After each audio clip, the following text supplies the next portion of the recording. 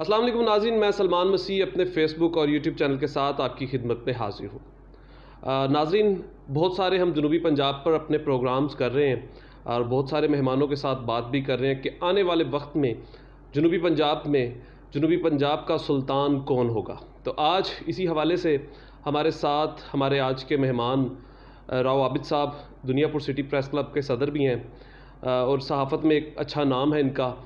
ان سے بات کرنے کا مقصد یہ ہے کہ کیونکہ صحافی معاشرے کی آنکھ ہوتا ہے تو انہیں تقریباً اپنے ارد گرد کے پورے ماحول پر کافی گہری ان کی نظر ہوتی ہے، تو اس حوالے سے ہم ان کی آج رہنمائی لیں گے، ان سے بات کریں گے۔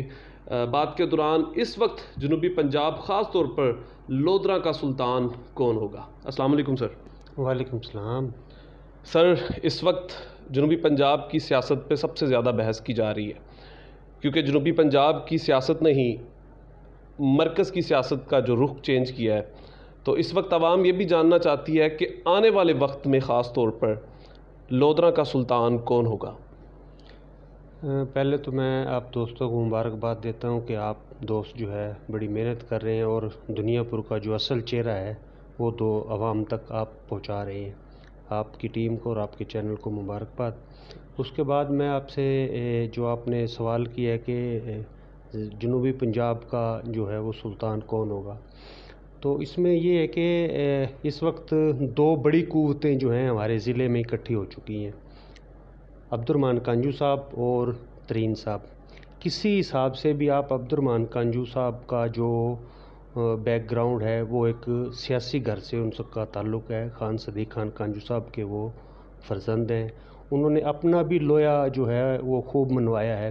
آپ دیکھیں کہ انہوں نے پورے کا پورا ضلع جو ہے وہ کلین سویپ کیا تھا آزاد حیثیت سے۔ تو دوسری طرف جب آپ ترین صاحب کی بات کرتے ہیں تو ترین صاحب بھی ایک بڑے سیاستدان ہیں، بڑا نام ہے ان کا، بڑے قد کاٹ والے سیاستدان ہیں۔ تو میں یہ سمجھتا ہوں کہ اور دوستوں سے میں یہ بھی گزارش کروں گا کہ یہ میرا ذاتی تجزیہ نظریہ غلط بھی ہو سکتا ہے، لوگ اس سے اختلاف بھی کر سکتے ہیں۔ ترین صاحب کو اور کانجو صاحب جب یہاں پہ اکٹھے ہوں گے تو میرے خیال میں یہ ضلع جو ہے وہ بالکل کلین ہو جائے گا۔ میرے خیال میں ان کے مخالفین کے لیے نا بڑی مشکلات کا انہیں کو سامنا کرنا پڑے گا۔ آنے والے وقت میں یہ دیکھا جائے گا کہ اب ان دونوں طاقتوں کی جو ہے وہ ایڈجسٹمنٹ کیسے ہوتی ہے۔ اصل سوال یہ ہوگا کہ ظاہر ہے کہ ترین صاحب بھی ایک بڑے لیڈر ہیں اور عبدالرحمٰن کانجو صاحب بھی جو ہے وہ ایک بڑے لیڈر ہیں، تو ان دونوں کا جو وہ ملاپ ہے وہ کس طرح سے عوام کو اس کے جو ہے وہ فائد کس طرح پہنچیں گے۔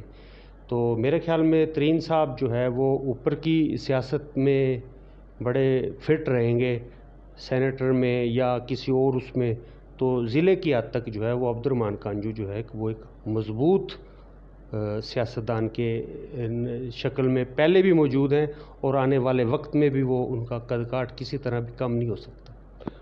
اور سر، اس وقت اسی طرح دنیا پر میں بھی یہ مسئلہ چل رہا ہے، ایک بہت بڑا نام چودھری زوار حسین صاحب اور دوسری طرف پیر عامر اقبال شاہ صاحب جو ہیں، تو نون لیگ کا ٹکٹ جو ہے اس کے اوپر بہت بحث کی جا رہی ہے۔ اس وقت دنیا پر کے لوگ بھی یہ جاننا چاہتے ہیں کہ کیا ہو سکتا ہے کہ نون لیگ کا ٹکٹ وہ اب کس کو ملے گا۔ سر دیکھیں نا، جیسے میں نے آپ کو پہلے بات کی ہے کہ اس وقت ترین صاحب اور عبدالرحمٰن کانجو صاحب دونوں طاقتیں اکٹھی ہو چکی ہیں، تو جو چودھری زوار صاحب ہیں وہ ترین گروپ کے بڑے اہم بندے ہیں اور جہانگیر ترین کے بڑے قریبی ساتھیوں میں سے ہیں۔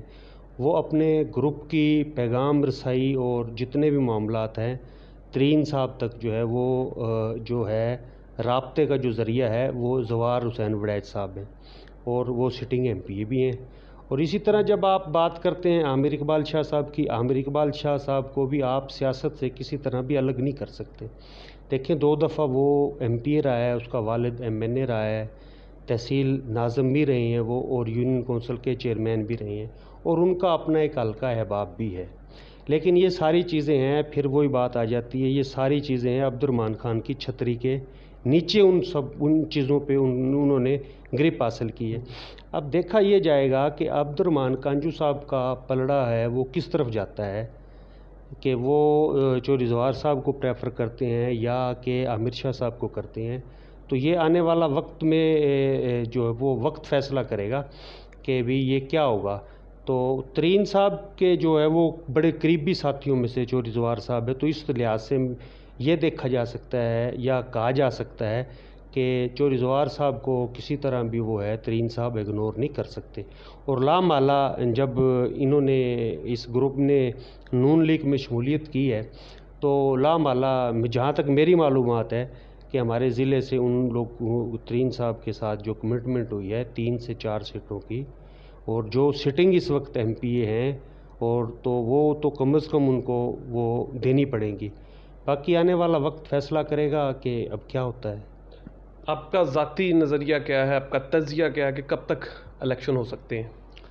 الیکشن جو ہے وہ میرا جو ذاتی نظریہ یہ ہے کہ یہ گورنمنٹ اب شاید اپنا جو پیریڈ ہے نا وہ شاید یہ اپنا کمپلیٹ کرے گی، وقت سے پہلے الیکشن یہ اب نہیں کروائیں گے۔ کیوں کہ ایک تو ابھی بجٹ دینا انہوں نے، بجٹ کے بعد کچھ الیکشن ترامیم ہے وہ انہوں نے کرنی ہے، تو اس کے لیے جو ہے دوسرا جو یہ اب ایک ماحول کریٹ کیا جا رہا ہے، پیدا کیا جا رہا ہے، یہ بھی کوئی اتنا اچھا نہیں ہے۔ یہ ہماری نسلوں کے لیے، ہمارے مستقبل کے لیے، ہمارے بچوں کے لیے یہ کوئی اچھا ماحول نہیں ہم پیدا کر رہے ہیں۔